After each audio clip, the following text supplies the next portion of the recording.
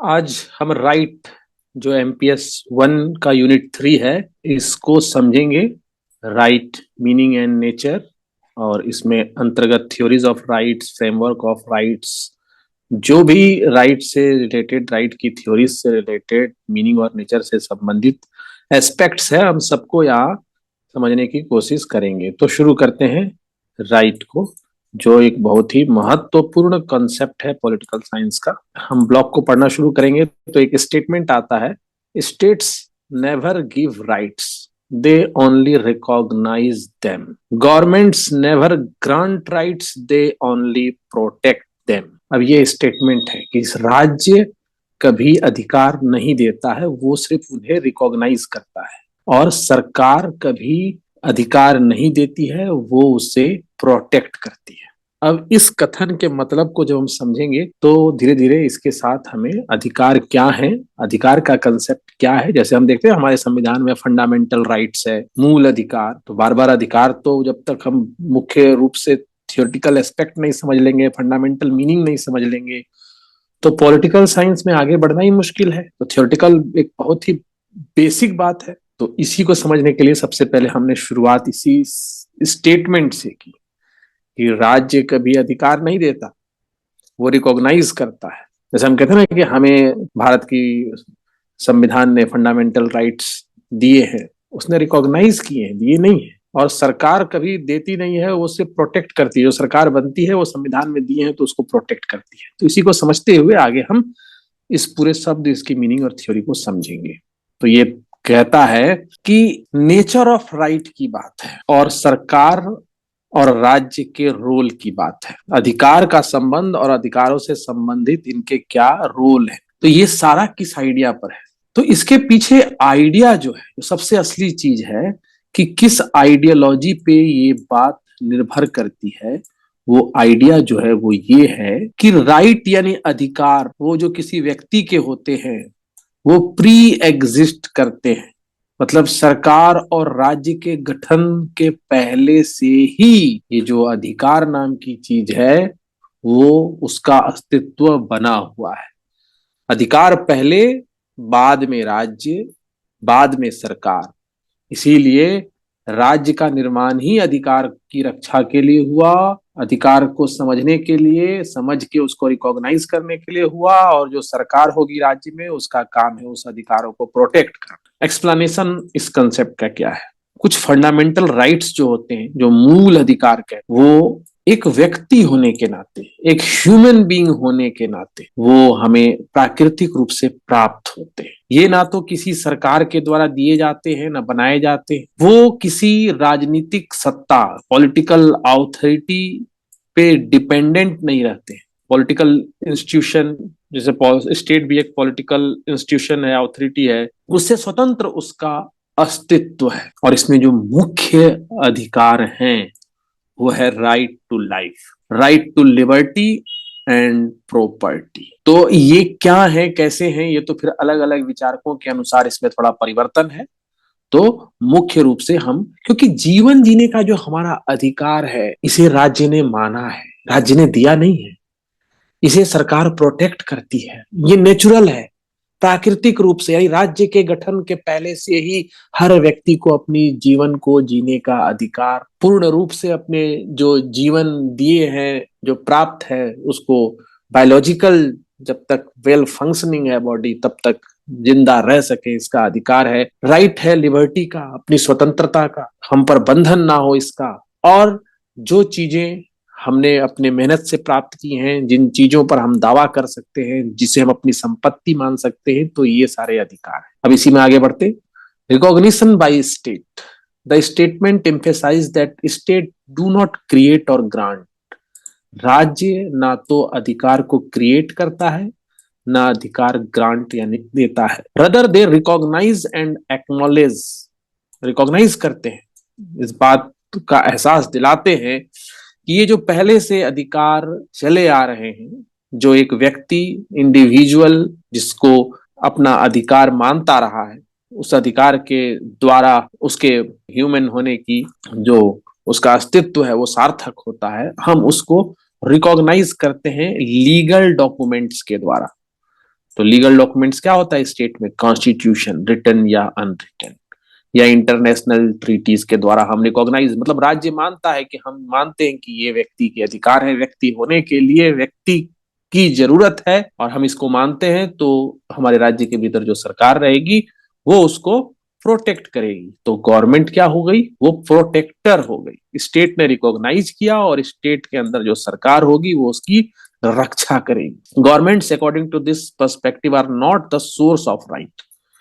सरकार, अगर ये प्रश्न आए स्टेटमेंट के रूप में, तो आप इस फंडामेंटल को समझेंगे तो इसका आंसर दे पाएंगे कि गवर्नमेंट जो है not the source but serve as institution tasked with safeguarding and protecting the right. Source नहीं है अधिकारों का, स्रोत नहीं है, वो बस सेफ गार्ड और प्रोटेक्ट करता है। तो यहां हमने ये समझा। लिमिटिंग गवर्नमेंट पावर, इसका मतलब है कि सरकार असीमित शक्ति से भरी हुई नहीं होती है, उसके शक्तियां सीमित होती हैं। शक्तियां इसलिए सीमित होती हैं कि जब शक्तियों का संबंध अधिकारों से होता है, क्योंकि वो व्यक्ति के अधिकारों का हनन नहीं कर सकती हैं, इसका मतलब है उसकी शक्ति सीमित है, क्योंकि वो अधिकार ना तो क्रिएट कर सकती है और ना ही उसको ले सकती है। आर्बिट्ररीली का मतलब होता है एकदम बिना किसी रीजनिंग के, बिना किसी ऐसे कारण के जिसमें यह सिद्ध किया जा सके कि किसी व्यक्ति के अधिकार को इसलिए उससे लिया जा रहा है या किसी समूह के उस अधिकारों को इसलिए लिया जा रहा है क्योंकि बाकी और व्यक्तियों और समूह के उसी अधिकारों की रक्षा करने के लिए ऐसा जरूरी है। Rule of law, the concept align with the idea the rule of law where governments are bound by the set of legal principle। तो हम देखते हैं कि आज जो राज्य या पॉलिटिकल इंस्टीट्यूशन काम करता है वो रूल ऑफ लॉ पे काम करता है। नियम बंधन जो कानून है उनसे बंधा रहता है, और ये जो नियम और बंधन है, जो कानूनों का बंधन है, वो इस बात पर जोर देता है कि governments must operate within a framework. कोई भी सरकार एक फ्रेमवर्क के भीतर काम करेगी, जो फ्रेमवर्क इंडिविजुअल राइट और लिबर्टी को प्रोटेक्ट करेगा। हिस्टोरिकल एंड फिलोसफिकल रूट्स, तो हिस्टोरिकल एंड फिलोसफिकल रूट्स का मतलब दिस पर्सपेक्टिव है root in classical liberal and enlightenment philosophies where thinkers such as John Locke. जब हम अधिकारों की बात करते हैं तो ये एक बहुत ही महत्वपूर्ण दार्शनिक है। इनका आर्गुमेंट है कि जो व्यक्ति है वो प्राकृतिक अधिकारों को वहन करता है, that proceed and exist independently of government, यानी कि सरकार से स्वतंत्र। सरकार से स्वतंत्र भी व्यक्ति प्राकृतिक रूप से अधिकारों को वहन करता है, अधिकारों की जरूरत है और अधिकार उसे व्यक्ति बनाए रखते हैं। इसका मतलब बिना अधिकारों के वो व्यक्ति ह्यूमन बीइंग, मनुष्य ही नहीं होगा, तो वो नेचुरल है। तो इन सब स्टेटमेंट से हम उसका महत्व समझते हैं। आगे एक और स्टेटमेंट है, इससे हम राइट्स को और गहराई से समझ पाएंगे। वो स्टेटमेंट कहता है rights are individuals rights, they belong to the individuals. Rights are individuals rights, they belong to the individuals. मतलब ये व्यक्तिगत हैं और वो व्यक्ति से संबंध रखते हैं। तो ये क्या कहता है? Encapsulates a fundamental principle in the understanding of rights. This perspective underscore the idea that rights are inherently tied to individual। अधिकारों का मुख्य रूप से संबंध जो है इंडिविजुअल से, एक व्यक्ति से, and they are considered as essentially entitlements और freedom। मतलब किसी व्यक्ति को क्या entitlement और freedom है, वो व्यक्ति क्या ऐसी स्वतंत्रता को या दावे को अपने पास रखता है, उसकी क्षमता में है, वही उसके अधिकार होते हैं। तो की concept individual ownership, rights are own by individual. मतलब एक इंडिविजुअल जो होता है, एक व्यक्ति जो होता है, वही राइटफुल होल्डर होता है इंटाइटलमेंट मतलब दावे और फ्रीडम के, that are considered fundamental to their well-being, dignity and autonomy। तो अधिकारों की जरूरत किस लिए है? क्योंकि वो फंडामेंटल है, मूल है, उसके वेल बीइंग के लिए, उसकी डिग्निटी के लिए और उसकी ऑटोनॉमी के लिए। अगर अधिकार नहीं होंगे या दावे नहीं होंगे जिसे हम अधिकार मान रहे हैं, जिसे राज्य मान रहा है, जिसकी सरकार रक्षा कर रहा है, तो वो उसकी वेलबींग में दिक्कत आएगी, उसके सम्मान उसमें दिक्कत आएगी, और उसको जो ऑटोनॉमी होनी चाहिए वो नहीं हो पाएगा। Inherent and इनएलिएनेबल। इनहेरेंट का मतलब राइट्स आर इनहेरेंट, समाहित है, और इनएलिएनेबल जिसको लिया नहीं जा सकता, जिससे उसको दूर नहीं किया जा सकता है। तो ये है autonomy and dignity. Rights belong to individual aligned with the principle of individual autonomy and human dignity. It suggests that individuals have a claim to certain rights as a reflection of their status as autonomous. Claim और rights, इन दोनों के बीच में अंतर होता है। इसी अंतर को हम समझेंगे। हर क्लेम, हर दावा क्या अधिकार हो सकता है? इसको समझने के लिए हम आगे देखते हैं। अ क्लेम यानी दावा है, इन अ जनरल सेंस असर्शन और डिमांड फॉर समथिंग। अगर कोई व्यक्ति है या कोई ग्रुप है तो वो बहुत सारे क्लेम या दावे कर सकता है। मतलब किसी व्यक्ति की कोई इच्छा हुई तो उसने उस अपनी इच्छा के अनुसार, अपनी नीड या जरूरत के अनुसार या अपने एक्सपेक्टेशन के अनुसार दावे किए। तो ये दावे अगर वो करता है तो वो व्यक्तिगत हो सकता है, सामाजिक हो सकता है, आर्थिक हो सकता है या राजनीतिक हो सकता है। क्राइटेरिया फॉर राइट्स, लेकिन वो दावे अधिकार है कि नहीं, इसके लिए क्राइटेरिया समझना पड़ेगा।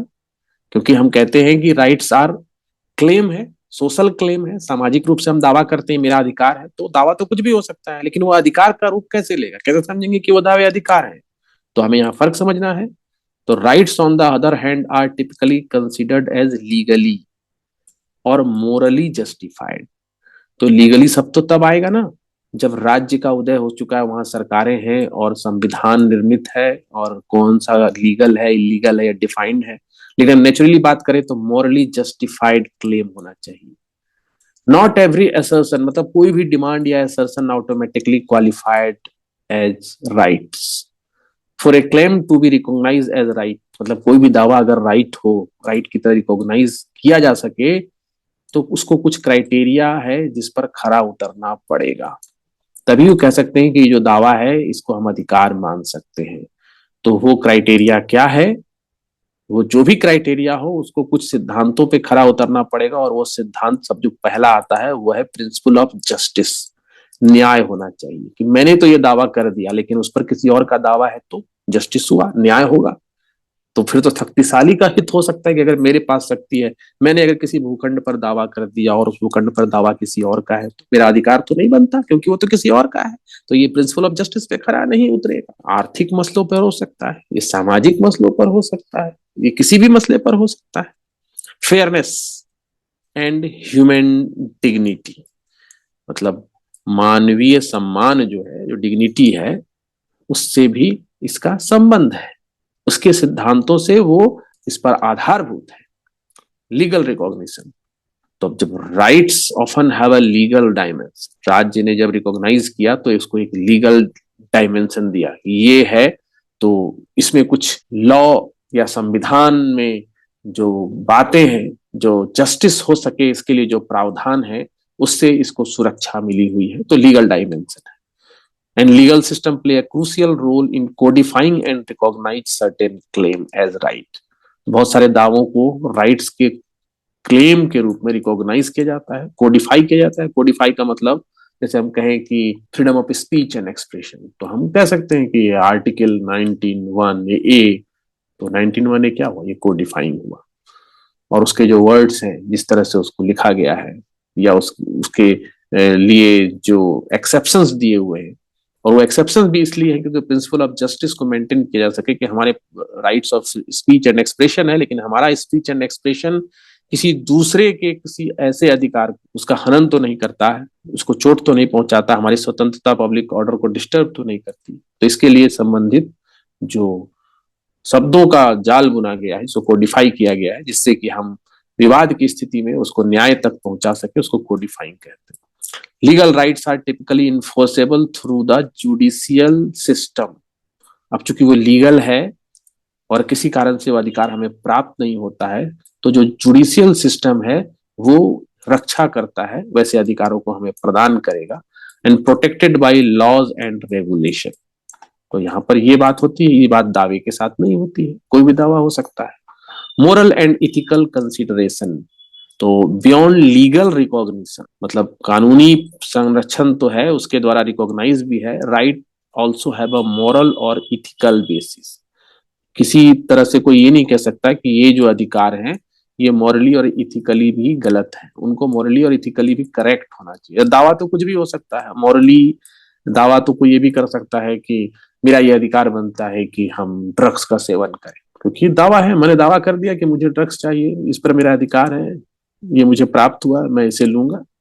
मोरली और इथिकली भी गलत होगा ये, और लीगल कोड तो ऐसे हैं ही कि वो गलत होगा, उसको हम अधिकार नहीं कर सकते।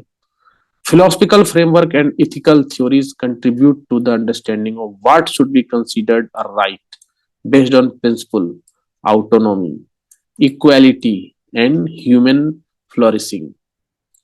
अब इक्वालिटी की बात है, अगर कोई ये दावा करे और उसके दावे में ऐसी कोई बात हो जिसके द्वारा वो असमानता का व्यवहार करे किसी व्यक्ति से, किसी समूह से, तो उसको, उस दावे को हम अधिकार नहीं कर सकते, क्योंकि अधिकार जो है वो इन सब शर्तों को भी पूरा करना चाहिए कि इसमें जैसे आपके अधिकार है तो दूसरे के भी अधिकार है, और प्रिंसिपल ऑफ जस्टिस के आधार पे इक्वलिटी को भी वैल्यू देना है, ऑटोनॉमी को भी, मतलब हमारी स्वतंत्रता दूसरे की भी स्वतंत्रता है, एंड ह्यूमन फ्लोरिशिंग, व्यक्ति फ्लोरिश करे, उन्नति करे।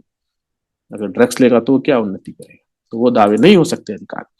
यूनिवर्सल वर्सेस कंटेक्स्ट स्पेसिफिक, तो some claims may be specific to certain context और कल्चर, और उसकी यूनिवर्सल एप्लीकेशन। कुछ दावे ऐसे हो सकते हैं जो यूनिवर्सली हो, मतलब जो किसी रीजन से, किसी रिलीजन से, किसी क्षेत्र से, किसी भाषा से, किसी कल्चरल जो उसका इम्पैक्ट है उससे निकल कर वो ब्रॉडर उसका मीनिंग हो, उसका वैल्यू हो, उसको कहते हैं यूनिवर्सल एप्लीकेबिलिटी होनी चाहिए। और सभी दावे जो है ऐसा हो नहीं सकता, बहुत सारे दावे होंगे जो किसी कंटेक्स्ट या कल्चर के हिसाब से सही हो। तो राइट्स जो होते हैं वो यूनिवर्सल होते हैं, उनका यूनिवर्सल नेचर होता है, और हर व्यक्ति पर वो लागू होंगे, हर व्यक्ति उस अधिकारों के द्वारा अपने को प्रगति के कदम के साथ आगे बढ़ता हुआ पाएगा, उनका संबंध किसी विशेष कल्चर या सोशल कॉन्टेक्स्ट से नहीं होगा। तो जो राइट्स होते हैं वो यूनिवर्सल होते हैं। Balancing of rights, recognizing a claim as a right also involve considering the potential conflict and tension between the different rights। तो अगर किसी क्लेम को, किसी दावे को अगर राइट के रूप में रिकॉग्नाइज कर लिया जाए, तो इससे क्या है कि बहुत सारे जो अधिकार हैं उनके बीच कन्फ्लिक्ट पैदा हो सकता है, क्योंकि समाज में हार्मोनियस कोएग्जिस्टेंस के लिए ये जरूरी है कि हम एक बैलेंस बनाकर चलें। अब कोई किसी समूह से जुड़ा हुआ व्यक्ति है और उस समूह में कुछ ऐसी सांस्कृतिक पहचान है जिसके चलते उसके कुछ दावे उस समूह के भीतर उसके अधिकार की तरह प्रयुक्त हो सकते हैं, लेकिन पूरे राष्ट्र में अगर वैसे दावों को हम प्रश्रय देने लगे, उसको अधिकार मानने लगे, तो इससे जो संतुलन है वो बिगड़ सकता है, इससे न्याय की प्रक्रिया पर बाधा पड़ सकता है, इससे इक्वलिटी को हार्म हो सकता है, इससे ह्यूमन फ्लोरिशिंग जैसा हमने ऊपर देखा था, या ऑटोनॉमी, दूसरे की स्वतंत्रता हार्म हो सकता है। जैसे दावे हो सकते हैं उसी समाज में स्त्री और पुरुष संबंधों में पुरुषों के दावे होते हैं जहां स्त्रियों के बहुत सारे अधिकारों का वो अतिक्रमण कर, जैसे विवाह से संबंधित पुरुषों के दावे हों कि ये मेरा अधिकार है, ये मेरा दावा है कि मैं एक शादी की जगह कई शादियां कर सकता हूँ, मेरी सांस्कृतिक ये पहचान है या मेरे वैचारिक पहचान है। तो ऐसे दावे को हम यूनिवर्सल मानकर अगर कानूनी मान्यता दे दे, कानून की समस्या होगी, न्याय की समस्या पैदा होगी और इक्वलिटी की समस्या पैदा होगी, जो ह्यूमन की जो प्रगति है वो रुक जाएगी। तो इस तरह से राइट्स, बैलेंसिंग ऑफ राइट्स, इसको ध्यान रखना पड़ता है। लीगल प्रोटेक्शन एंड रेमेडीज, तो rights typically come with legal protection, जो राइट है उसको लीगल प्रोटेक्शन होता है। अगर मेरे जो फंडामेंटल राइट्स हैं उनका कोई हनन करेगा तो मेरे पास कानूनी तरीके हैं। If a right is violated there are mechanism, मेरे अधिकार को अगर नुकसान पहुंचाया जाएगा तो मैकेनिज्म है कि हम कैसे इसको रीएड्रेस कर सकते हैं, लीगल प्रोसेस क्या अपना सकते हैं, लेकिन दावों के साथ ऐसा नहीं है। The assertion that rights are social claim, they are not powers. अब यहाँ पर हम एक अलग एंगल से इसको देखेंगे कि राइट्स जो है सोशल क्लेम है, दे आर नॉट पावर्स। तो अब इसको समझने के लिए हम आगे विचार करते हैं। Social nature of rights. The term social claim, मतलब इसका मतलब है कि जो अधिकार हैं वो एक सोशल कॉन्टेक्स्ट, एक सामाजिक संदर्भ के भीतर पैदा होते हैं। राइट्स आर नॉट आइसोलेटेड और inherent power possessed by individual in a vacuum. Rather, they are recognized and granted within the framework of a particular society. तो अधिकार का संबंध समाज से है। वो समाज के अंदर, यानी समाज का जब निर्माण होगा, मनुष्य एक सामाजिक प्राणी है, तो उनके जो दावे होंगे जिसको हम अधिकार के रूप में रिकॉग्नाइज कर सकते हैं, इसके लिए जरूरी है कि समाज भी तो हो। समाज पर ही तो वो दावे ठोकेगा जो अधिकार के रूप में होंगे, वो समाज से अलग नहीं हो सकते। तो इसका मतलब सोशल क्लेम होते हैं जो राइट्स होते हैं। Normative basis. Rights are often grounded in normative principle and value that a society deems essential for the well-being, dignity and freedom of its member. तो नॉर्मेटिव का मतलब क्या होना चाहिए। सोसाइटी का मतलब ही है कि वो इस सिद्धांत पे कार्य करता है कि समाज अपने समूह के सभी सदस्यों के वेल बीइंग के लिए, उनकी भलाई के लिए, उनके सम्मान के लिए, उनकी स्वतंत्रता के लिए कार्य करता है। तो इस वैल्यू यानी धारणा पर राइट्स जो है ये डिपेंड करता है, इस नॉर्मेटिव फाउंडेशन पे डिपेंड करता है। और इसी से हम ये भी समझ सकते हैं कि जैसे समाज व्यक्ति के लिए सोचता है, तो व्यक्ति को भी समाज के लिए सोचना है। तो व्यक्ति के सभी दावे अधिकार नहीं होंगे, तो यहाँ पे मोरल और इथिकल डायमेंशन भी आ जाता है। जब मोरल और इथिकल डायमेंशन है, इसका मतलब है कि वहां पर न्याय का पालन होना चाहिए।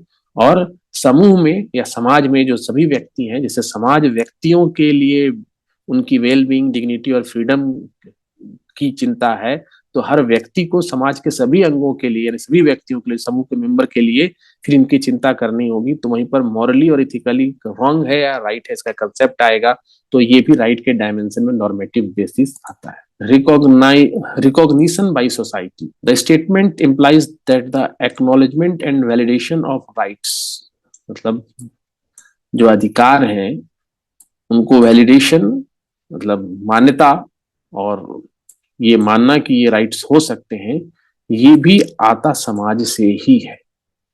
तो जो अधिकार है ये कोई शक्ति नहीं होती है। आर्बिट्री का मतलब एक बिना सोची विचारी हुई किसी तरह की एक शक्ति नहीं होती है जो इंडिविजुअल के पास हो। वो समाज में, समाज के एक निर्णय जिसमें सबकी सहमति होती है, और जिसको राज्य अपना एक लीगल प्रोटेक्शन देता है, जो कल्चरल नॉर्म्स यानी कि सांस्कृतिक जो नॉर्म्स हैं, जो प्रथाएं हैं, उससे भी बंधी होती है। इस तरह के द्वारा उसको मान्यता प्राप्त होती है। वो कोई शक्ति नहीं होती है। जिसको हम राइट कहते हैं वो एक आर्बिट्री पावर नहीं है। तो पावर के साथ आर्बिट्री लगा देते हैं। मतलब ऐसा नहीं है कि जिसको हम अधिकार कहें तो वो एक ऐसी शक्ति इसके द्वारा हम कुछ भी कर सकते हैं। हम कुछ भी नहीं कर सकते। हम क्या करेंगे वो समाज के अंदर है, हम समाज से बंधे हुए हैं, हम लीगल फ्रेमवर्क से बंधे हुए हैं, हम प्रथाओं से, रस्मों से बंधे हुए हैं, हम उनके भीतर ही वो रिकॉग्नाइज्ड है, उनके भीतर ही उसका अस्तित्व आया है, और इसीलिए वो इनके द्वारा मान्यता प्राप्त है। तो उसका प्रयोग भी उसी तरह से न्यायपूर्ण तरीके से करना होगा। Rights are not powers suggest a distinction between the concept of right and the idea of individual possessing unlimited authority. तो rights are not power, मतलब जो अधिकार है वो शक्ति नहीं है। क्योंकि जो right है इसका मतलब ये नहीं है कि किसी व्यक्ति को अनलिमिटेड ऑथोरिटी मिल जाती है। क्योंकि राइट है इसका मतलब वो रिस्पॉन्सिबिलिटी के साथ आई। जो राइट है, जो अधिकार है, उसके साथ रिस्पॉन्सिबिलिटी होती है एंड लिमिटेशन होता है, क्योंकि बैलेंस बना रह सके किसी व्यक्ति की स्वतंत्रता का और जिस कम्युनिटी यानी समाज से है, उस समाज के well being of the community.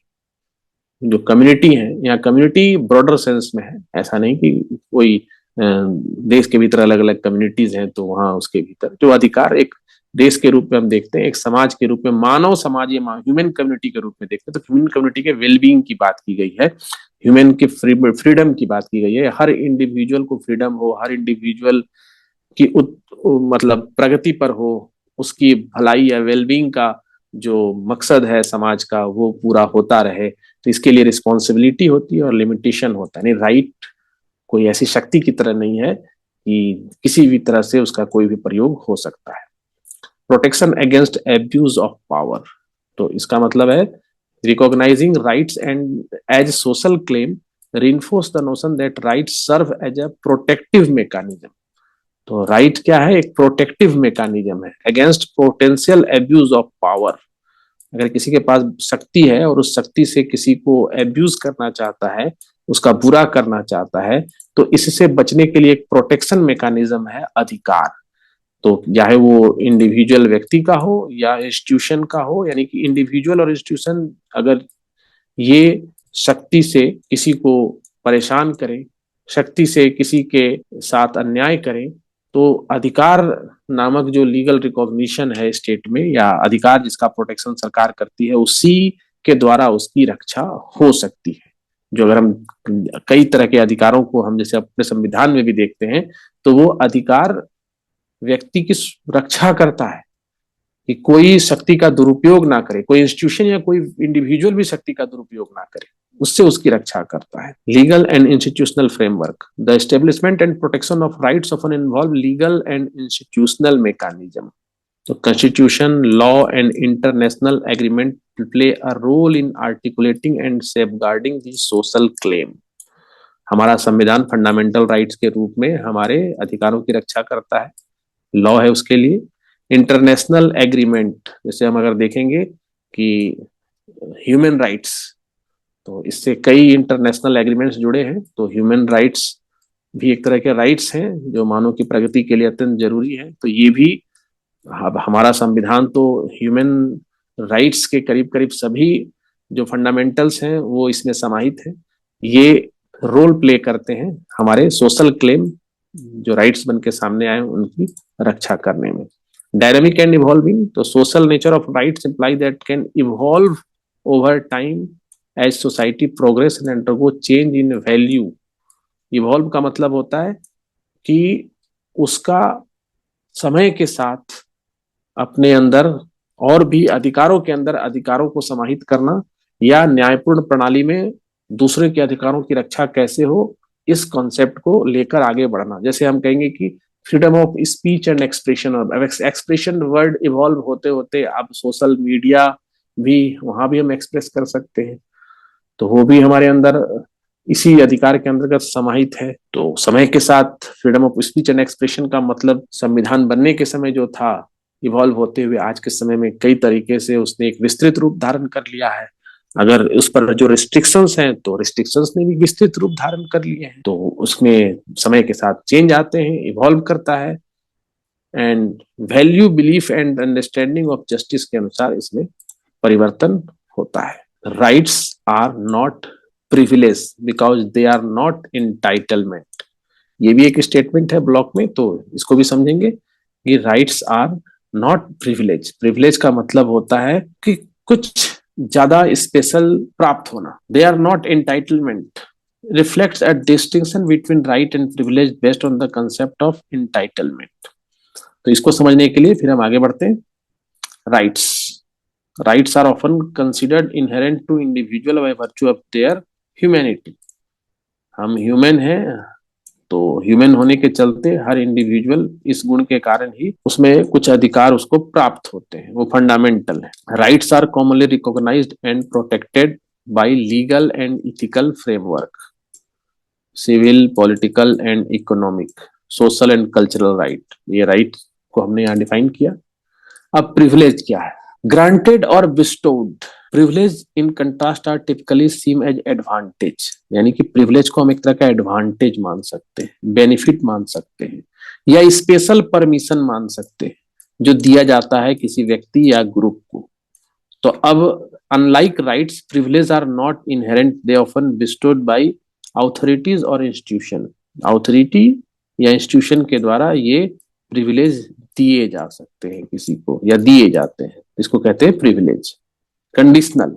अब जब प्रिविलेज दिए जाते हैं तो मे बी स्पेसिफिक कंडीशन पे दिए जाते हैं, कुछ क्राइटेरिया पे दिए जाते हैं, या किसी पोजीशन पे होने के चलते वो प्रिविलेज दिए जाते हैं, या किसी रिक्वायरमेंट के चलते दिए जाते हैं, तो वो चेंज हो सकते हैं, या रिवोकेशन का मतलब उनको खत्म किया जा सकता है.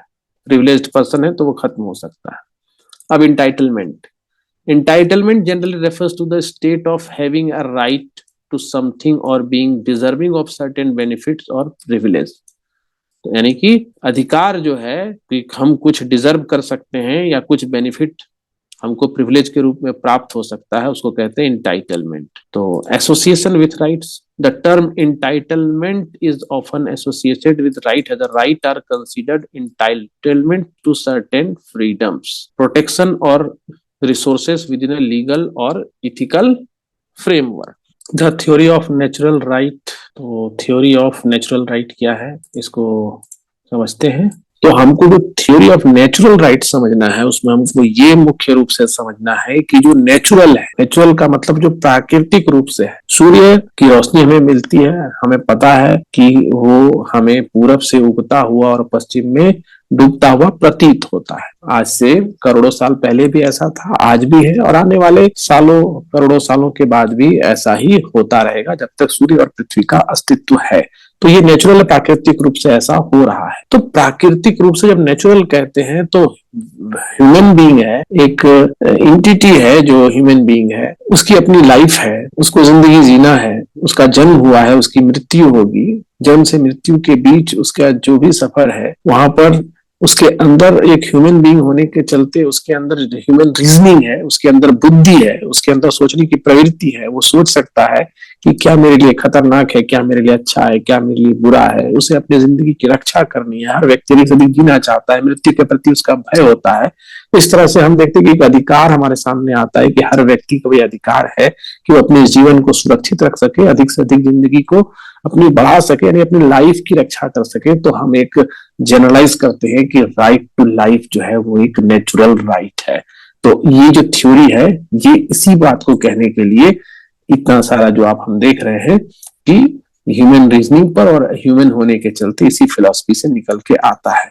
तो इसी को हम समझते हैं कि इनहेरेंट एंड इनएलिएनेबल, इसको लिया नहीं जा सकता, जो इनहेरेंट है ह्यूमन नेचर में ही. तो natural rights are considered inherent to human being. अब जानवर तो इतना ह्यूमन रीजनिंग वाले तो होते नहीं, बुद्धि वाले तो होते नहीं है इस तरह के, जैसे कि व्यक्ति होता है उसकी अपनी बुद्धि होती है अपने समुदाय के लिए. लेकिन जिस तरह से मनुष्य जंगल से लेकर आदि मानव से विकसित होते हुए इस स्टेज पे पहुंचा है तो उनकी जो रीजनिंग है वो एक अलग लेवल की है. तो इस तरह से वो जो प्राकृतिक रूप से उसमें वे समाहित है, इनहेरेंट है, seen as a part of the essential nature of, यानी इसके essential nature में ही वो समाहित है. Natural rights are often described as inalienable, जिससे उसको अलग नहीं किया जा सकता है. Cannot be transferred, surrendered or taken away by anyone including government, यानी सरकार भी इसे नहीं ले सकती है. तो उसको कहते हैं ये नेचुरल राइट है, ये नेचुरल राइट होना ही चाहिए. राज्य का निर्माण भी इसीलिए हुआ है और सरकार भी इसीलिए कार्य करती है कि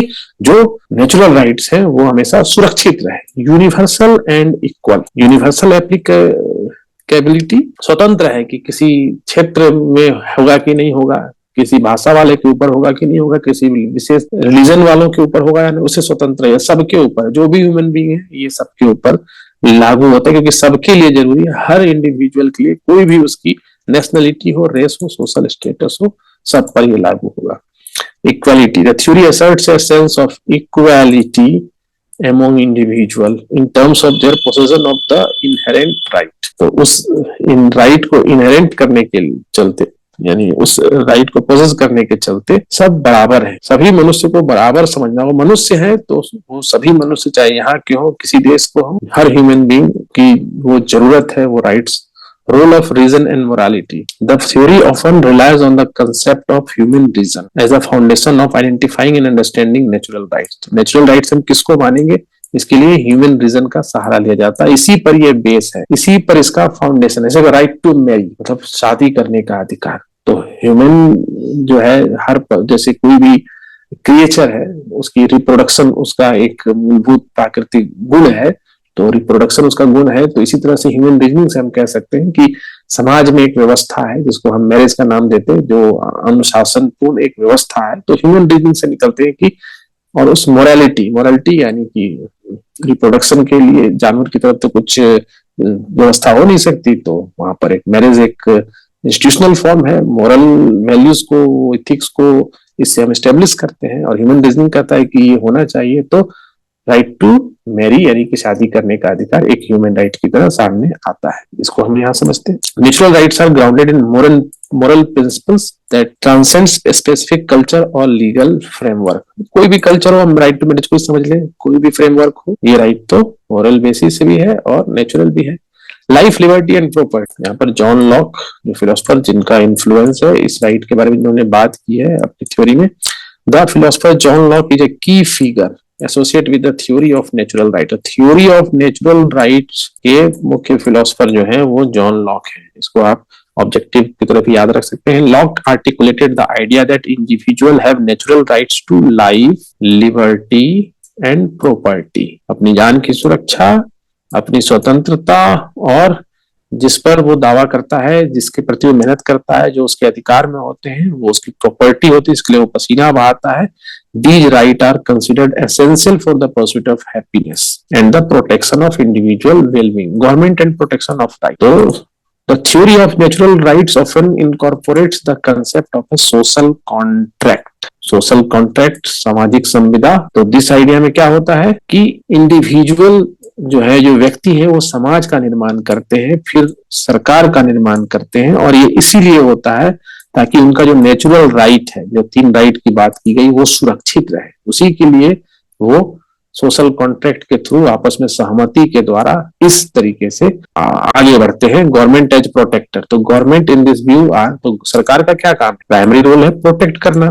किसको प्रोटेक्ट करना? नेचुरल लाइफ को प्रोटेक्ट करो, मेरी स्वतंत्रता को प्रोटेक्ट करो, और मेरी जो प्रॉपर्टी है, मेरा जो धन है, जिस पर मेरा अधिकार है, उसको प्रोटेक्ट करो। अगर government fail to do so, individual may have right to resist और अल्टर द गवर्नमेंट। सरकार ऐसा नहीं करती है तो व्यक्ति को अधिकार है कि हम विरोध करें या सरकार को ही बदल, यानी कि लिमिटेशन ऑन गवर्नमेंट पावर है। क्या लिमिटेशन होगा? तो ये थ्योरी के अनुसार constraints on the power of governments. तो क्या प्रतिबंध है सरकार के ऊपर कि वो नेचुरल राइट्स को वायलेट नहीं करेगी? Government are expected to operate within the bound set by principle of justice and individual. तो जो न्याय के सिद्धांत हैं और व्यक्ति की स्वतंत्रता है, उसको ध्यान में रखकर उसी रिस्ट्रिक्शन के भीतर ही सरकार काम करेगी। Influence on Declaration and Constitution. The theory of natural rights has influenced political documents such as United States Declaration of Independence. इस थ्योरी के बाद जॉन लॉक की जो थ्योरी थी या जो नेचुरल राइट का कंसेप्ट था, तो अमेरिका ने जब अपना डिक्लेरेशन ऑफ इंडिपेंडेंस यानी कि स्वतंत्रता की घोषणा की, और वहां थॉमस जेफरसन ने जब वहां घोषणा पत्र, जब हम स्वतंत्र हुआ अमेरिका, तो उसने जो अपना घोषणा पत्र निकाला, जहां से जिसके बेस पर उनका जो संविधान है, तो उन्होंने right to life, liberty and pursuit to happiness इसकी घोषणा की। ये उनको मूलभूत माना, इसी पर उनका वो बेस्ड है। While the theory of natural rights has profound impact on political philosophy, it has also been subjected to various criticism। तो हर चीज का है, तो इस पर भी क्रिटिक्स है। Different philosopher and thinker have presented alternative view on the origin। तो अलग अलग फिलोसफर जब हम इस पर थ्योरी ऑफ राइट्स पर लिखेंगे, तो हमें क्रिटिक्स जो है वो भी लिखना है origin and nature of rights पे, contributing to the richness and complexity of discussions surrounding human rights and individual freedom. तो राइट्स से रिलेटेड जितनी भी थ्योरीज है, उस पर बहुत सारे फिलोसफर्स ने अपनी अपनी थ्योरी दी है। कुछ थ्योरीज को हम समझेंगे। Utilitarianism, Jeremy Bentham and John Stuart Mill. तो इसका सिद्धांत क्या है? Utilitarianism advocates by Jeremy Bentham and later refined by John Stuart Mill holds that action are morally right if they maximise overall. मतलब कोई एक्शन या कोई कार्य किया गया तो उसका जजमेंट इस बात पर होगा कि वो मॉरली राइट है या रॉन्ग है, कि उसने कितना हैप्पीनेस या प्लेजर दिया या उसको बढ़ाया। Rights as instruments, rights according to utilitarian thinker are not inherent but rather instrumental. अधिकार एक इंस्ट्रूमेंट की तरह है, क्योंकि अधिकार होता है तो व्यक्ति मैक्सिमाइज करता है अपने हैप्पीनेस और अपने मेंबर्स को, यानी अपने परिवार के या समाज के मेंबर्स की खुशियों को बढ़ाता है, यानी एक टूल की तरह, इंस्ट्रूमेंट की तरह है, उसके द्वारा खुशी में वृद्धि होती है। कॉन्ट्रैक्टेरियनिज्म, ये थॉमस हॉब्स क्या ये फिलॉसफी है, तो सोशल कॉन्ट्रैक्ट थ्योरी कहते हैं इसको। Thomas Hobbes in his work Leviathan proposed a social contract theory where individual voluntarily give up certain natural rights। तो यहाँ पर जो उनकी सामाजिक समझौता सिद्धांत था, जहाँ पर लोग क्या करते हैं कि अब सबके पास अधिकार है तो उससे केस की स्थिति होती है, तो कुछ लोग अपने अधिकार को वॉलंटरीली अपनी स्वैच्छिक रूप से उसको समर्पित कर देते हैं एक सॉवरेन अथॉरिटी के पास, इसलिए कि सामाजिक ऑर्डर, समाज में शांति बनी रहे, समाज में जो भय का वातावरण है, हिंसा का जो हिंसक स्थिति है उससे दूर हो समाज और सबको वहां प्रोटेक्शन मिल सके। तो राइट इसमें क्या है कि right as granted by sovereign, in the view rights are not inherent, instead they are granted. अब सबने अपने अपने अधिकारों को समर्पित कर दिया तो वो सॉवरेन जो है वही जो है अधिकारों को ग्रांट करता है और प्रोटेक्ट करता है, मेंटेन सोशल स्टेबिलिटी, मतलब सामाजिक स्थिरता को बनाने की। तो जब हम हॉब्स को पढ़ेंगे डिटेल में, अगर आपने पढ़ा होगा तो उससे आप समझ सकते हैं। थ्योरी ऑफ लीगल राइट्स जो है, इसमें हम बेंथम, हीगल और ऑस्टिन का नाम ले सकते हैं। तो इनके द्वारा rights are granted by state, right जो है वो राज्य के द्वारा ग्रांट किया जाता है, प्रदान किया जाता है। Regarding right as a claim which force to the state grant to the people. Essential feature, तो इसके एसेंशियल फीचर क्या है? The state defined the and lay down the bill of rights, मतलब राज्य ही डिफाइन करता है और बिल ऑफ राइट्स को लागू करता है। Neither prior not anterior to the state because it is the state which is the source of right. इसका मतलब इस सिद्धांत के अनुसार जो अधिकार हैं, जैसे पहले हम देखा कि अधिकार तो प्राकृतिक रूप से रहते हैं, लेकिन इन सिद्धांतों के अनुसार जो अधिकार है वो प्राकृतिक रूप से नहीं होते, वो राज्य के आने के बाद अस्तित्व में आते हैं, क्योंकि न वो राज्य से पहले है और न राज्य के बाद है, वो राज्य के साथ ही है, क्योंकि राज्य ही स्रोत है उन अधिकारों का, क्योंकि राज्य ही वो अधिकार देता है।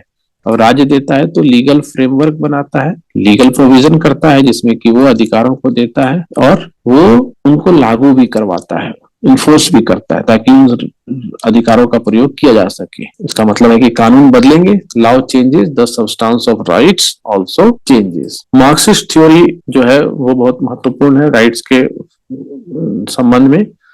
Is critical of the existing social and economic structure, particularly capitalism. तो जब मार्क्स की बात आएगी तो कैपिटलिज्म, सोशलिज्म, ये तो बात आएगी ही। तो इसको समझते हैं हम। Economic foundation, Marxist follow the ideals of Karl Marx, और ये क्या आर्ग्यू करते हैं? जो इकोनॉमिक सिस्टम है, इकोनॉमिक सिस्टम का मतलब resource and wealth are produced and distributed. समाज में रिसोर्स और वेल्थ कैसे प्रोड्यूस होते हैं और कैसे उनका डिस्ट्रीब्यूशन होता है, इसी से सोशल और पॉलिटिकल स्ट्रक्चर एक समाज का निर्धारित होता है। क्रिटिक ऑफ कैपिटलिज्म, तो जो मार्क्सिस्ट होते हैं वो कैपिटलिज्म को क्रिटिसाइज करते हैं। कैपिटलिज्म में व्यक्ति को अपनी व्यक्तिगत धन का प्रयोग करने, उस धन के द्वारा अपने धन में वृद्धि करने, यानी अपनी प्राइवेट कैपिटल का राइट होता है। और उसके बाद उसकी स्वतंत्रता होती है, व्यक्तिगत स्वतंत्रता होती है कि वो अपने लाभ को कमा सके, अपने लाभ का अपने हित में जैसा चाहे वैसे प्रयोग कर सके। मार्केट सिस्टम होता है। Like factories and land are owned by a small group who exploit the labour of larger working class. तो एक स्मॉल ग्रुप जिनके पास पूंजी होती है, पूंजी सबके पास होती नहीं है, और इसमें शोषण होता है वैसे लोगों का जो इनके लिए कार्य करते हैं, इनके धन को बढ़ाने के लिए इनकी फैक्ट्रियों में कार्य करते हैं। Critic of individual rights, Marxist view, Marxist question the notion of individual rights as they believe that in a capitalist society these rights often।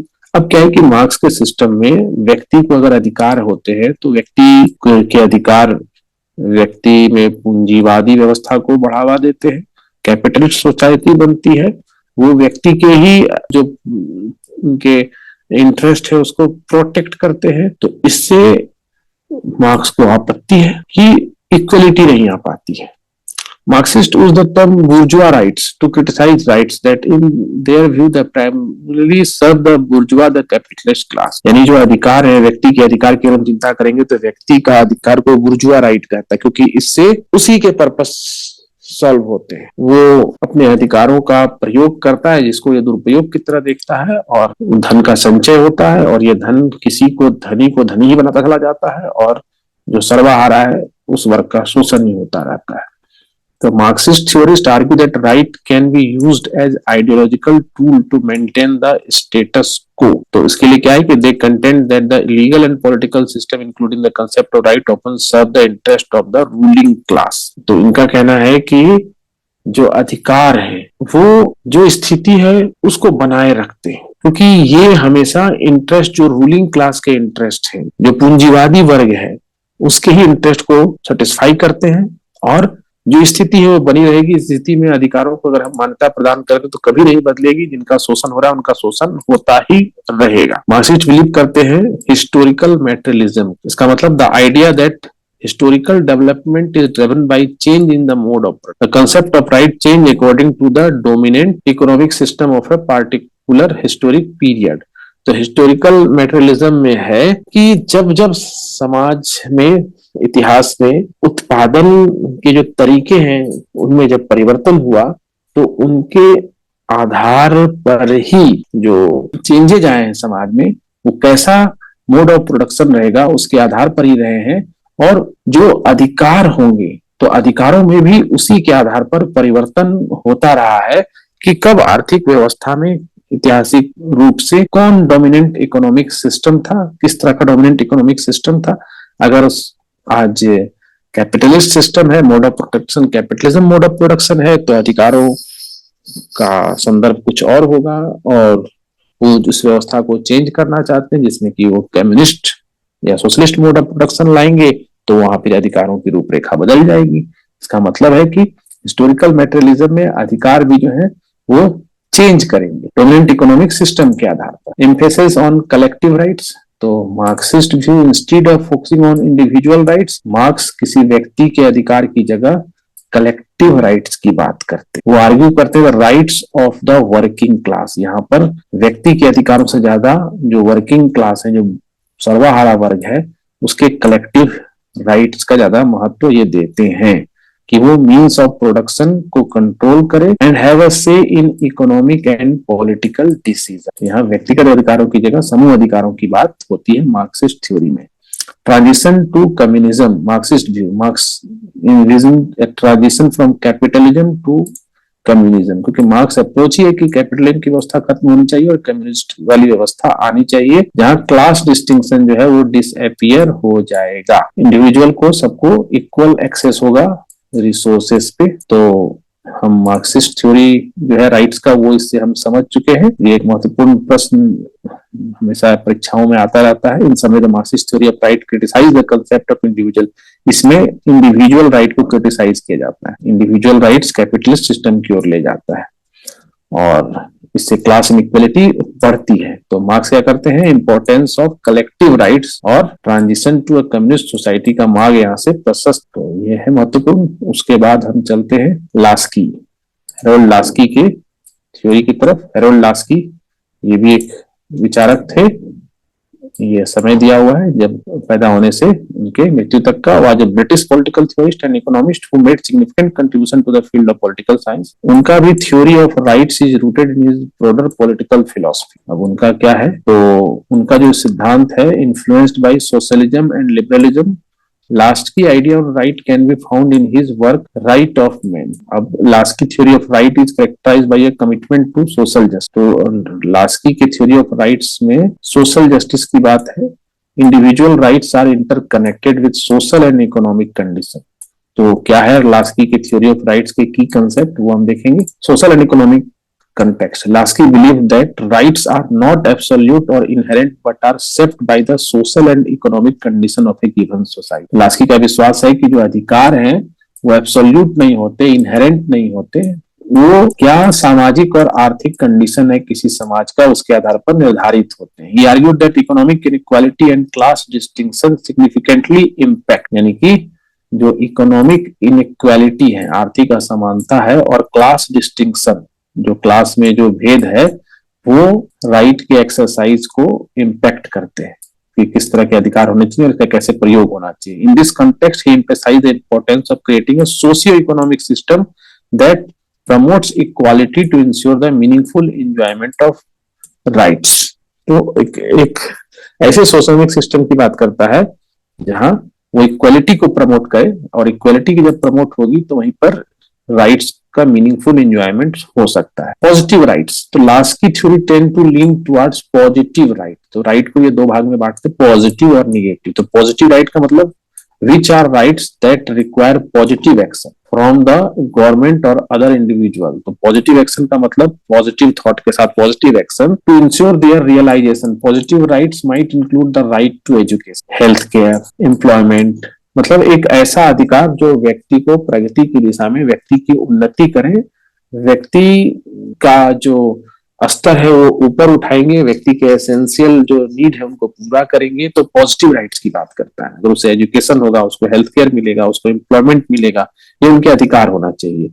Leave that मिली निगेटिव राइट्स, तो नेगेटिव राइट्स का मतलब है कि rights that involve non interference, ये मेरा अधिकार है और उसमें कोई हस्तक्षेप ना करे, जैसे मेरे स्वतंत्रता है, freedom of speech and expression. तो क्या इस तरह का non interference right that involve, कोई हमको डिस्टर्ब ना करे, मेरी राइट है कि हम फ्रीली कुछ एक्सप्रेस कर सकते हैं, मेरा फ्रीडम है, हम फ्रीली कुछ बिलीफ सिस्टम में भरोसा कर सकते हैं, उसको नेगेटिव राइट ऐसे राइट को कहेंगे। तो वाज इनसफिशिएंट, इस तरह के राइट से सोशल जस्टिस नहीं मिलता है। Democratic socialism, Laski was associated with democratic socialism and his theory of right reflect a commitment to using the state to address social and economic inequality.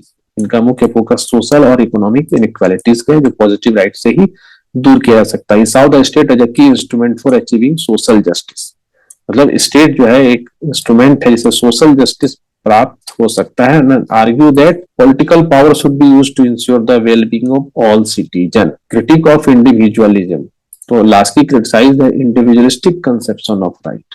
Individualistic conception of right, जैसे हमने देखा कि व्यक्ति को स्वतंत्रता जीने की, लिबर्टी और प्रॉपर्टी, तो प्रॉपर्टी वाली राइट, इसको ज्यादातर विचारक बाद में इंडिविजुअलिस्टिक सोशलिस्ट विचारक जो है इंडिविजुअलिस्टिक कंसेप्शन ऑफ राइट मानते हैं।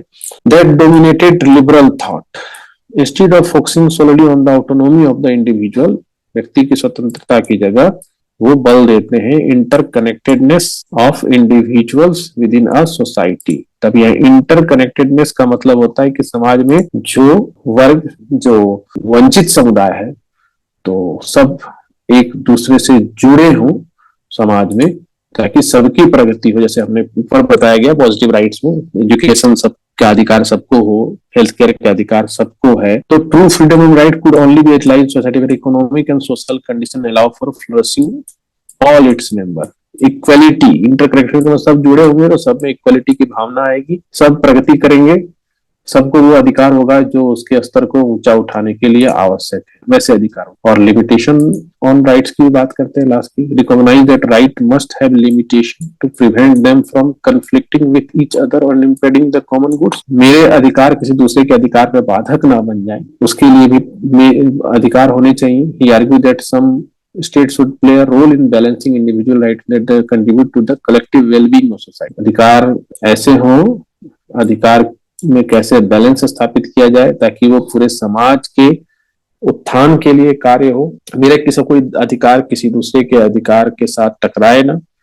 मैं ये ना कहूं कि मेरा ये अधिकार है कि मैं कहीं भी किसी भी प्रॉपर्टी पर अपना दावा कर सकता हूं, क्योंकि उस प्रॉपर्टी पर अगर किसी और का दावा है तो वो उसके अधिकारों का अतिक्रमण हो जाएगा, इससे अन्याय की व्यवस्था खड़ी हो सकती है। It is important to note that Laski idea was shaped by the political and social context of his time. जो कोई भी विचारक होता है उसके आइडिया उस समय के क्या राजनीतिक और सामाजिक कॉन्टेक्स्ट है उस पर ही बेस्ड होता है। वर्ल्ड वॉर 2 के बाद की ये विचारधारा थी। उसके बाद आता है हमारा universal declaration of human rights, landmark document है यूनाइटेड नेशन के द्वारा प्रोटेक्शन ऑफ ह्यूमन राइट्स के लिए यूनाइटेड नेशन ने 1948 में इसे अपनाया था।